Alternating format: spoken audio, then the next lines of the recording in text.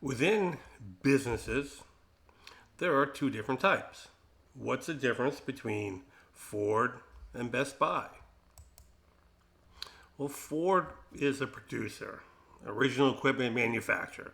Basically, companies like Ford, they make something. They put things together and they make a finished product or provide a finished service like H&R Block or TurboTax. Best Buy is a reseller. Pretty much they take finished goods. Some companies may adapt them or change them a little bit or wrap other products with them and they resell them. So retailers, wholesalers, distributors, companies like Walmart, Stop and Shop, etc., plumbing supplies, industrial supplies, automobile dealerships, they buy them from the manufacturers and they resell them. So why is this important? Well, let's say that hey, we made entertainment systems that could be put into automobiles. You know, the screen, the speakers, the electronics to make sure that you could get Apple CarPlay and Android CarPlay, etc. So, what would Ford be most interested in? Well, they'd want to make sure we had a good product at a really low cost. Because the lower the cost for them, the more profit they make. And quality would be really important to them because, hey, if the thing breaks, especially early in the first year, not only does Ford have to foot some of that bill, even though us as the manufacturer would probably have to pay Ford some money, it would really hurt people's perception of the Ford brand. Can't even make a car and get the entertainment system right. Best Buy, on the other hand, they care about the cost, but that's not their main concern. They want to know, hey, if I buy this and what can I sell it for and how much profit can I make? So the price isn't as important as the profit margin, the spread between the cost and the selling price.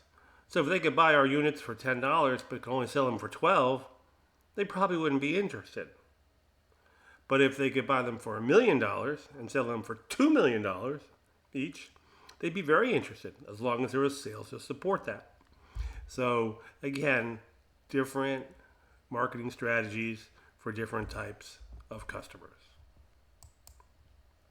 Now, I just want to touch on the buying process for business to business.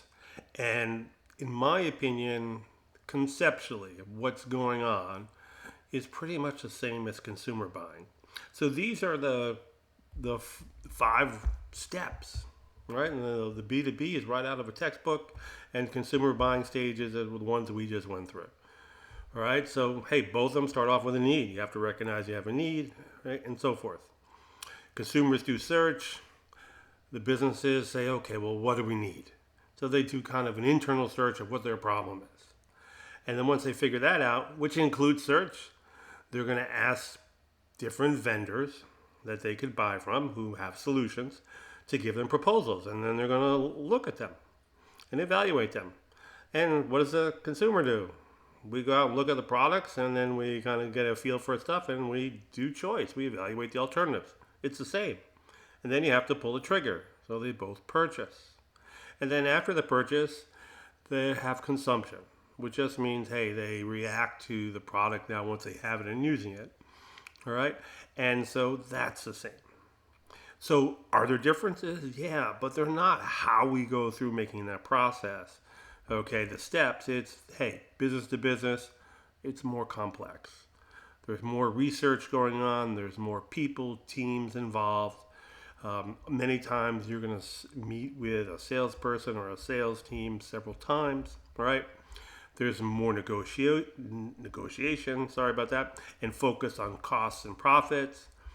Many businesses follow a set structure where consumers are going to, have a lot of variation in the way they make decisions. Oftentimes, businesses need more post-purchase support and training, especially when they're buying complex or complicated products.